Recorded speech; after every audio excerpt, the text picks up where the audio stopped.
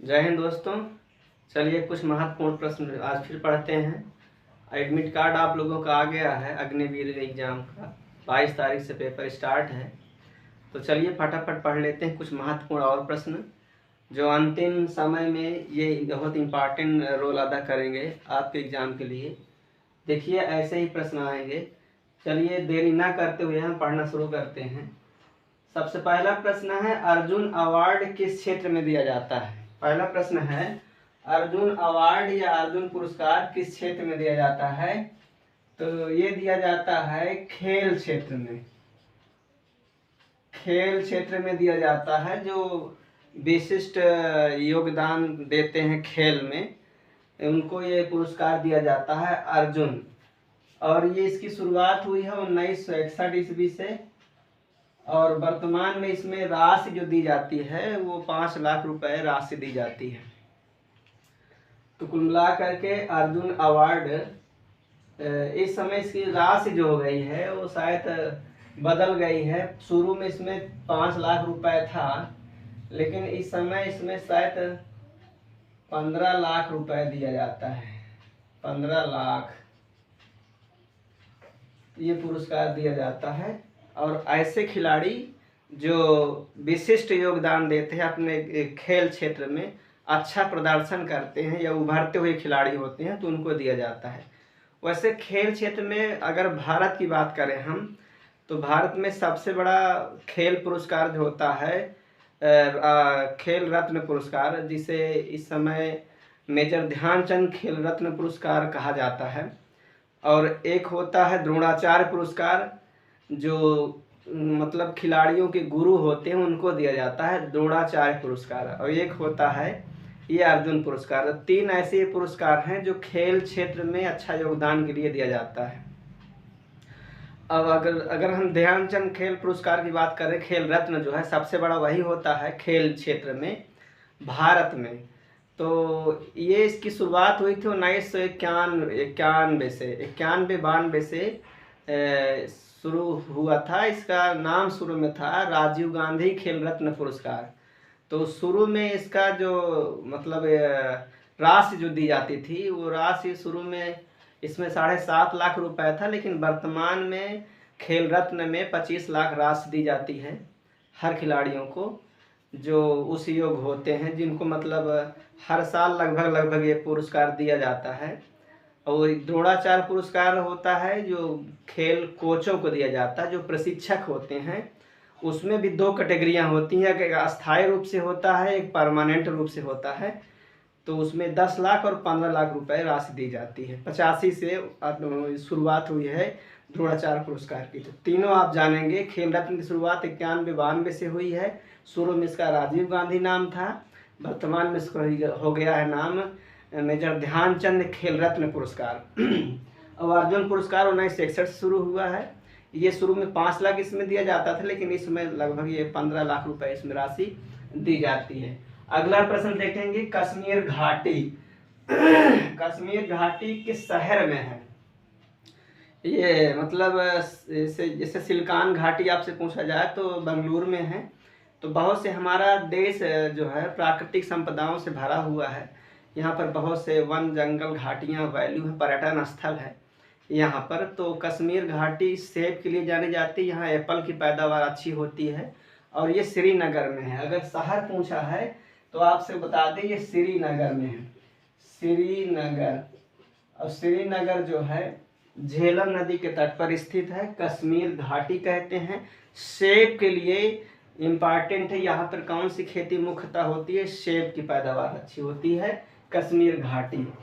तो आगे देखेंगे, मध्य रात्रि का देश किसे कहते हैं? मध्य रात्रि का मतलब ये है मिडनाइट। मध्य रात्रि मतलब हाँ, मध्य रात्रि का देश का मतलब वहाँ सूरज जो है मध्य, यहाँ के हिसाब से वहाँ मध्य रात को सूरज निकलता है। तो मध्य रात का देश जो है इसे कहते हैं नॉर्वे को। नॉर्वे। जैसे उगते सूरज का देश अगर पूछा जाए तो जापान को कहते हैं। जापान को उगते सूरज का देश कहते हैं। नॉर्वे को मध्य रात्रि का देश कहते हैं। और अगर हम भारत की बात करते हैं तो भारत में सबसे पहले सूरज जो दिखाई देता है वो आपका अरुणाचल प्रदेश है। अरुणाचल प्रदेश भारत का सबसे पूर्वी राज्य है और सबसे बाद में दिखाई देता है गुजरात क्षेत्र में। तो सबसे पश्चिमी भारत का राज्य गुजरात है, तो इसलिए सबसे लास्ट में। और अरुणाचल प्रदेश और गुजरात के बीच में समय के अंतर लगभग 2 घंटे का है, 2 घंटे के समय के अंतर आओ। तो वैसे भी भारत में एक ही मानक समय रेखा है जो 5 राज्यों से गुजरती है।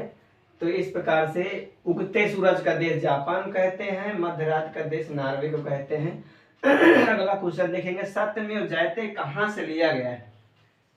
सत्यमेव जयते एक वाक्य है, सत्यमेव जयते राष्ट्रीय वाक्य समझ लीजिए। तो ये कहाँ से लिया गया है? तो ये एक मुंडकोपनिषद से लिया गया है, मुंडकोपनिषद,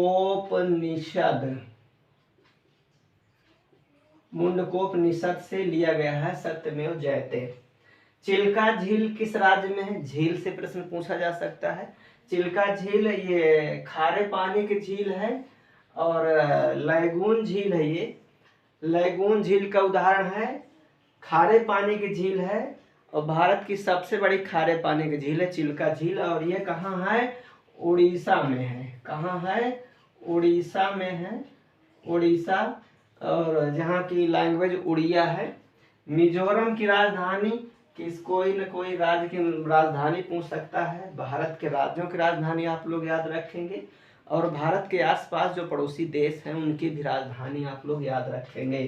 तो मिजोरम की राजधानी जो है आइजोल है, आइजोल, आइजोल यहाँ की राजधानी है, याद रखेंगे। बिहू किस राज्य का लोक नृत्य है?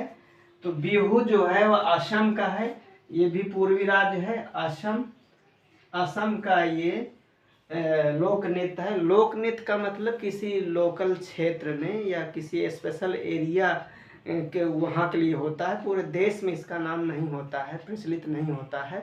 हाँ, शास्त्रीय नृत्य जो होता है, क्लासिकल डांस जिसे कहते हैं, वो पूरे देश में विख्यात होता है। तो भारत में शास्त्रीय नृत्य की संख्या 8 ही है और लोक नृत्य हर राज्य में 1 से अधिक हो सकते हैं। तो बिहू कहाँ मनाया जाता है? असम में। वैसे बिहू 1 वर्ष में 3 बार मनाया जाता है। अगला प्रश्न है, खार्तूम शहर, ये बहुत इंपॉर्टेंट है। खार्तूम शहर किस नदी के तट पर है? तो नील नदी के तट पर है और मिस्र का एक शहर है ये खार्तूम। तो याद रखेंगे नील नदी के तट पर है, मिस्र में शहर है खार्तूम। और नील नदी विक्टोरिया झील से निकलती है, पूरे दुनिया की सबसे लंबी नदी है। वर्तमान लोकसभा स्पीकर कौन है? लोकसभा स्पीकर मतलब अध्यक्ष है तो ओम बिरला है, ओम बिरला। लोकसभा का चुनाव आने वाला है तो ये सब पॉइंट आप लोग याद रखेंगे। ओम बिरला लोकसभा के वर्तमान स्पीकर हैं। सेना का सुप्रीम कमांडर कौन होता है? सेना का सुप्रीम कमांडर कौन होता है? तो आपको बता दें, तीनों सेनाओं की यहाँ बात हो रही है। तो सेना का सुप्रीम कमांडर जो होते हैं वो राष्ट्रपति होते हैं। तो वर्तमान में हमारे राष्ट्रपति द्रौपदी मुर्मू जी हैं। कौन है? द्रौपदी मुर्मू जी, द्रौपदी मुर्मू जी हैं। तो यही इस समय सेना के सुप्रीम कमांडर हैं, द्रौपदी मुर्मू जी। ठीक है, और इनके जस्ट नीचे जो होते हैं वो सीडीएस होते हैं, चीफ डिफेंस सर्विस, सीडीएस जो होते हैं इनके जस्ट नीचे होते हैं। अगला देखेंगे, सबसे गहरा महासागर कौन सा है? तो महासागर, कुल महासागरों की संख्या 5 है। सबसे गहरा महासागर जो है वो पैसिफिक सागर है। पैसिफिक, पैसिफिक या प्रशांत महासागर कह सकते हो। क्या कहते हो इसे? प्रशांत, प्रशांत महासागर या पैसिफिक सागर, इंग्लिश में से पैसिफिक सागर कहते हैं। पुर्तगाली अंतिम रूप से गोवा से कब गए? मतलब गोवा को छोड़ करके, मतलब देखिए यहाँ पर ये पूछा गया है कि गोवा से कब पुर्तगाली अंतिम रूप से गए।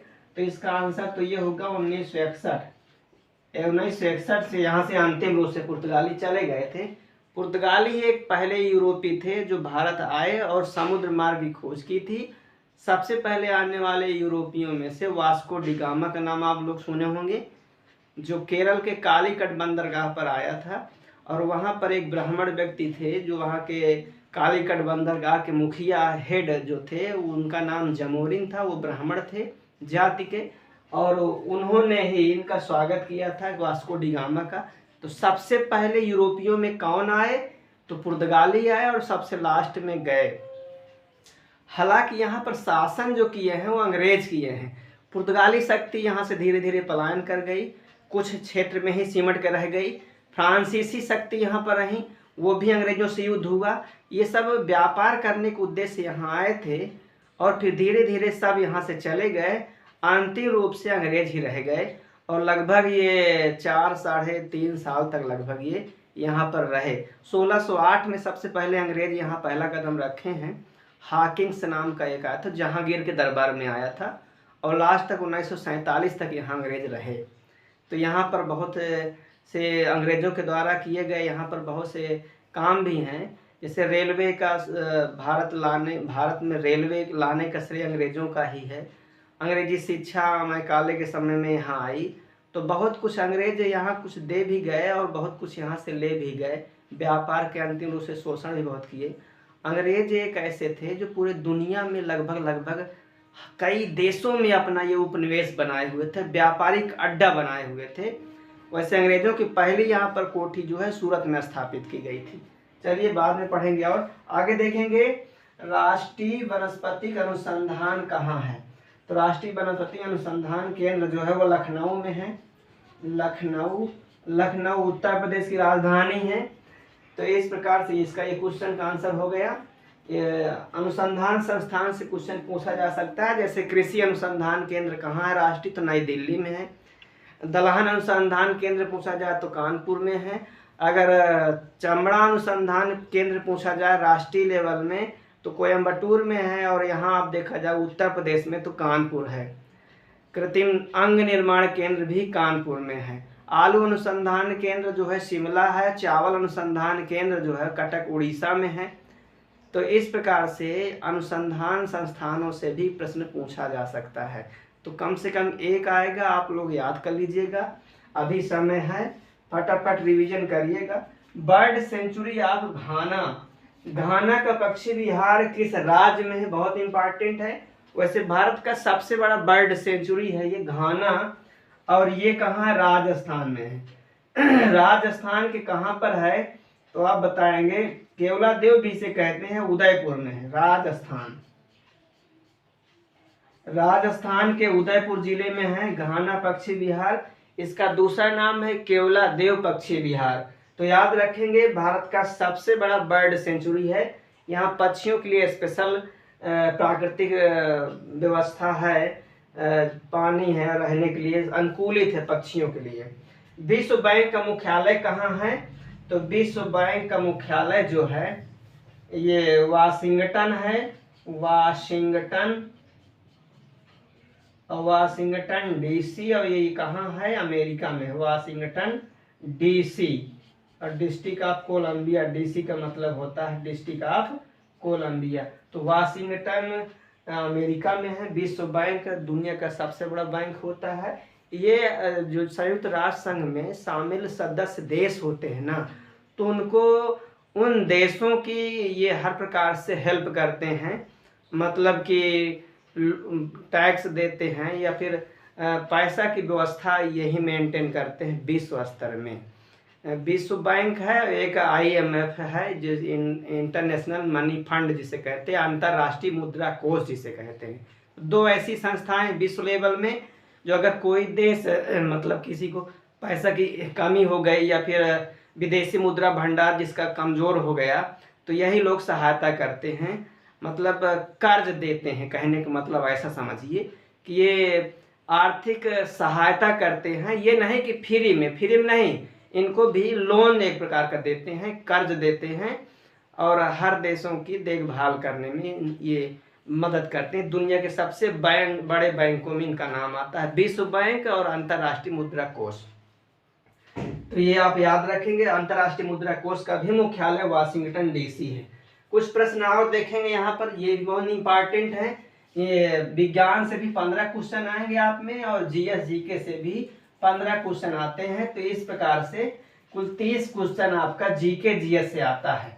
कितने क्वेश्चन आते हैं? 30 प्रश्न आते हैं और 10 प्रश्न लगभग आपका 10 या 15 क्वेश्चन मैथ का होता है और लगभग 10 या 5 प्रश्न रीजनिंग का होता है।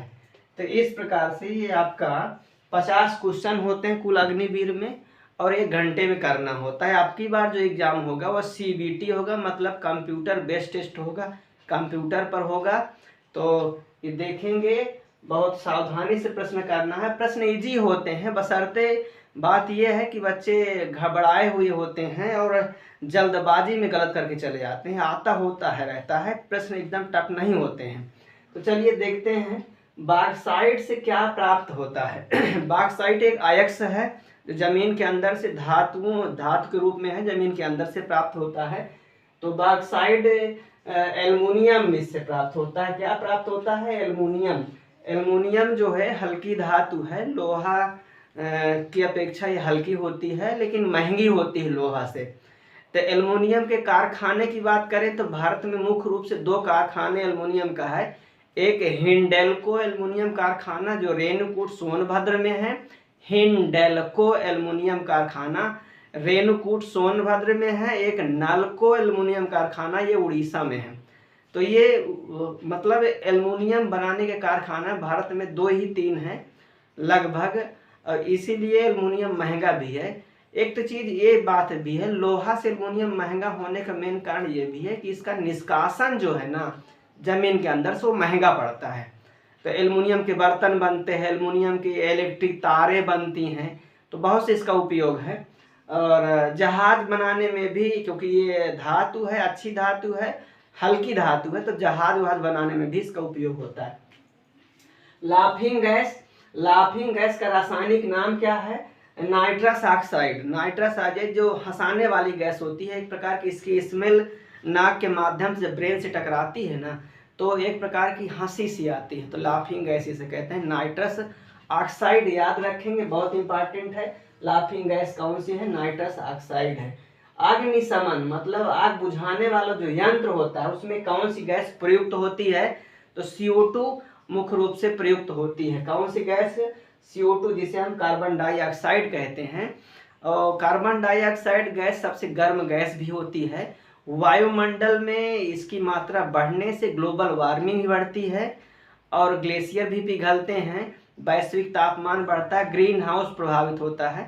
तो ये CO2 गैस एक प्रकार के लाभदायक भी है, हानिकारक भी है, लेकिन लाभदायक गुण इसके ज़्यादा हैं। अब ये लेकिन लगातार ये वायुमंडल में बढ़ रही है, तो इसके लिए भी विश्व के वैज्ञानिक लोग इसमें चर्चा कर रहे हैं कि भाई कैसे हम CO2 गैस का उत्सर्जन कम किया जाए, क्योंकि कार्बन उत्सर्जन से लगातार इस पृथ्वी का टेम्परेचर बढ़ रहा है और टेम्परेचर बढ़ने से ग्लेशियर पिघलेंगे। जब ग्लेशियर पिघल जाएंगे तो पीने वाला पानी की मात्रा कम हो जाएगी और पूरा ये समुद्र का वाटर लेवल बढ़ेगा। जो समुद्र का वाटर लेवल बढ़ेगा तो सब कुछ संकट में आ जाएगा। तो इसलिए विश्व के मतलब देश के वैज्ञानिक लोग हैं, राष्ट्रीय अध्यक्ष लोग हर देशों के, ये सब मिल करके इसमें नियम कानून बनाने की सोच रहे हैं। और जलवायु समझौता भी होता है लगभग हर साल, जैसे रियो डी जेनेरो में जलवायु समझौता हुआ। तो समझौता में यही बात की जाती है कि भाई आप लोग CO2 का उत्सर्जन कम करें या कार्बन का उत्सर्जन कम करें। तो ये कुछ टारगेट भी रखा गया है लगभग 2050 तक में कि कार्बन को 0 लाना है। मतलब इसका मतलब क्या हुआ? 0 लाने का मतलब ये हुआ कि भाई जितना आप उत्सर्जित करते हो कार्बन का, उतना ही पेड़ पौधे लगाओ उसे अवशोषित करने के लिए। मतलब जितना आप उत्सर्जित कर रहे हो उतना वो शोषित हो जाए, तो 0 पर बराबर हो जाएगा ना। जैसे 10 हम उत्सर्जित कर रहे हैं और 10 पौधों द्वारा अवशोषित कर लिया जाए तो बता कितना? 0। तो इसका मतलब 0, नेट 0 कार्बन का मतलब यही होता है। कभी आपके पेपर में आ जाए कि नेट जीरो कार्बन का मतलब क्या है, तो आप समझ गए होंगे कि मतलब अगर हम 10 का उत्सर्जन कर रहे हैं तो 10 का अवशोषण भी करें। अवशोषण किसके द्वारा होगा? पौधों के द्वारा होगा, तो बराबर 0 लाना है। अब मान लिया जाए आप उत्सर्जन 15 कर रहे हो और हमारे यहाँ पेड़ कम है, तो वो एक पेड़ है खपत कम हो रही है, मतलब उसका अवशोषण कम हो रहा है, तो बचेगा 5, और इस प्रकार ये हर साल बढ़ता जा रहा है। तो हर देश जो बड़े विकसित राष्ट्र और विकासशील राष्ट्र जो भी हैं सब मिलकर इसमें काम कर रहे हैं, लेकिन कुछ भी देश ऐसे भी हैं जो इस पर अपने आप को कार्बन उत्सर्जन कम करने में अभी दिलचस्पी नहीं ले रहे हैं। जैसे बड़े बड़े देशों की बात करें, जैसे चाइना को ही ले लीजिए।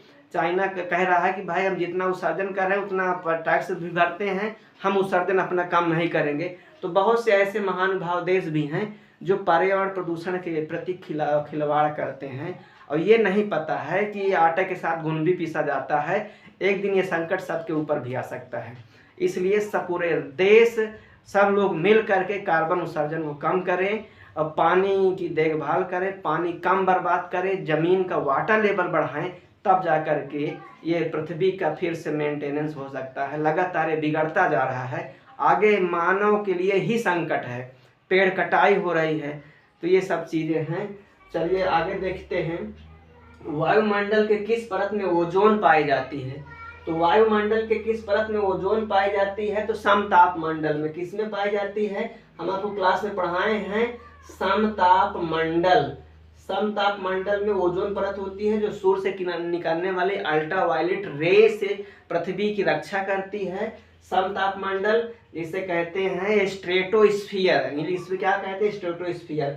अगला प्रश्न है, कौन स्तनी अंडा देता है। तो कुछ स्तनधारी ऐसे भी होते हैं जो अंडे देने वाले होते हैं, वैसे स्तनधारी बच्चे देते हैं, स्तन ग्रंथियां होती हैं, बच्चों को दूध पिलाते हैं। लेकिन ये स्तनधारी ऐसे हैं जो विकास क्रम में प्रारंभिक हैं, प्रिमिटिव मैमेलियंस कहते हैं। तो बतख चोची इनका नाम होता है, एक बतख चोची है, और भी है एकिडिना नाम होता है, डकविल नाम होता है, डकविल और एकिडिना आप नाम सुने होंगे। एकिडना है, डकविल भी कहते हैं, डकविल्स। तो ये ऐसे स्तनी हैं जो अंडे देते हैं, ये प्रिमिटिव प्रारंभिक स्तनी हैं। इनके बाद सत्य स्तनी का निर्माण हुआ। आगे देखेंगे, पदार्थ की चौथी अवस्था को क्या कहते हैं, तो प्लाज्मा को कहते हैं। पदार्थ की द्रव, ठोस, गैस 3 अवस्थाएं तो आप पढ़े होंगे, उसकी चौथी अवस्था ये होती है प्लाज्मा, जो नॉन सॉल्युबल होती है। कहने का मतलब, जैसे हम आपको उदाहरण बताएं, जैसे नेल पॉलिश होती है ना, तो नेल पॉलिश भी पदार्थ की चौथी अवस्था में होता है। तो इस प्रकार से क्या होता है ये प्लाज्मा, तो नेल पॉलिश में इसको मिलाया जाता है। यूरिया गोल्ड, ये एक प्रकार की नई यूरिया का तकनीक विकसित की गई है, यूरिया गोल्ड यूरिया। तो ये कहाँ से हुई है, तो राजस्थान से। इसमें फास्फोरस की मात्रा ज्यादा कर दी गई है। यूरिया गोल्ड में क्या बढ़ा दिया गया है, फास्फोरस की मात्रा इसमें इंक्रीज की गई है। तो ये नया यूरिया अभी राजस्थान से हमारे प्रधानमंत्री जी के द्वारा लॉन्च किया गया है, ये अन्य यूरिया से ज्यादा बेटर है। रेनिन हार्मोन्स, एक हार्मोन्स होता है, आप लोग पढ़े होंगे। रेनिन एक एंजाइम अलग होता है, हार्मोन्स अलग होता है। एंजाइम्स जो होते हैं वो बाह्यस्रावी होते हैं, नलियों द्वारा बहते हैं, पाचन में काम आते हैं। तो रेनिन एंजाइम मुख्य रूप से बच्चों में होता है, दूध पचाने के लिए होता है। रेनिन एंजाइम दूध पचाने के लिए होता है, और ये मुख्य रूप से बच्चों में होता है। लेकिन याद रखिएगा, यहाँ पूछे हैं रेनिन हार्मोन्स जो होता है हमारे किडनी में बनता है, ग्लोमुलस से। किडनी में जस्टा ग्लोमुलस सेल्स होती हैं, उससे ये स्रावित होता है। याद रखेंगे, रेनिन हार्मोन्स कहाँ स्रावित होता है, इतना याद रखेंगे, किडनी से स्रावित होता है रेनिन हार्मोन्स। और रेनिन एक एंजाइम होता है, कंफ्यूज नहीं हो जाएगा दोनों से। अगला प्रश्न है, सबसे छोटा पक्षी कौन सा होता है, तो हमिंग बर्ड होता है। The smallest bird in the world कौन सा है, हमिंग बर्ड, जिसको गुंजन पक्षी भी कहते हैं, हमिंग बर्ड भी कहते हैं। टाइफाइड किस अंग को प्रभावित करता है, तो टाइफाइड जो है इसे आंत ज्वर कहते हैं। क्या कहते हैं, आंत ज्वर कहते हैं, या फिर इसे मियादी बुखार भी कहते हैं, मियादी बुखार कहते हैं। टाइफाइड साल्मोनेला टाइफी से होता है, यह बैक्टीरिया से होने वाला बुखार है, आंत को प्रभावित करता है। केचुआ किस संघ का जंतु है, तो केचुआ 2 लिंगी होता है, बाइसेक्सुअल होता है, एनालिडा संघ का प्राणी है, वाटर किस ताप पर उबलता है? तो आप जानते हैं पानी उबलता है 100 डिग्री सेल्सियस में। मिशन इंद्रधनुष का संबंध किससे है? बहुत इंपॉर्टेंट है मिशन इंद्रधनुष। तो बच्चों में टीकाकरण से है। 7 प्रकार के बच्चों को, नवजात शिशुओं को, या जब गर्भ में बच्चे रहते हैं तो माँ से ही लगना शुरू हो जाता है और ये 7 प्रकार के टीके दिए जाते हैं ये मिशन इंद्रधनुष के तहत। पेंसिल की नोक बनी होती है किसकी? ग्रेफाइट के। ग्रेफाइट एक अधातु है जो कोयला का अपर रूप होता है और ग्रेफाइट बाद में धीरे धीरे अगर जमीन के अंदर जमा रहे तो यही फिर हीरा में कन्वर्ट हो जाता है। अगला प्रश्न है बेटी बचाओ बेटी पढ़ाओ योजना का नाम क्या हो गया है? तो वैसे वो 2015 से बेटी बचाओ बेटी पढ़ाओ अभियान हरियाणा के झज्जर जिले से शुरू हुआ है। इसका नाम चेंज कर दिया गया है, तो अब इसका नाम हो गया है बदलाव। याद रखेंगे बेटी बचाओ बेटी पढ़ाओ योजना का नया नाम क्या हो गया है? बदलाव। तो इस प्रकार से ये आपके कुछ महत्वपूर्ण प्रश्न थे। आपका पेपर बहुत नज़दीक है, आप आराम से माइंड को फ्रेश करके पढ़िए और आगे पढ़ते रहिए। अभी 2-1 वीडियो 2-3 दिन तक वीडियो अभी और हम अग्निवीर का बनाएंगे, क्योंकि फिर इसके बाद आपका एग्जाम होगा, आपको रिवीजन करना भी होगा। आज इतना ही पढ़ते हैं। बस आप लोगों से यही है कि ज़्यादा से ज़्यादा चैनल को सब्सक्राइब करिए, लाइक करिए और दोस्तों को शेयर करिए। जय हिंद, जय भारत।